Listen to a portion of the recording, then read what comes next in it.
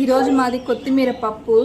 మీరందరూ అనుకోవచ్చు ఏందబ్బా కొత్తిమీర పప్పు కూడా చేస్తారా అని. ఆకుకూర బదులు సేమ్ కొత్తిమీర అలానే వేసేసుకుంటే అదే కొత్తిమీర పప్పు అనమాట. మనం ఎప్పుడైనా మార్కెట్ నుంచి కొత్తిమీర కట్ట తెచ్చుకుంటాం కదా, దాంట్లో బాగా ఇంత వేసేస్తే బాగా ఉంటుంది అనమాట కొత్తిమీర పప్పు. ఇది ఇలా ఉంటుంది.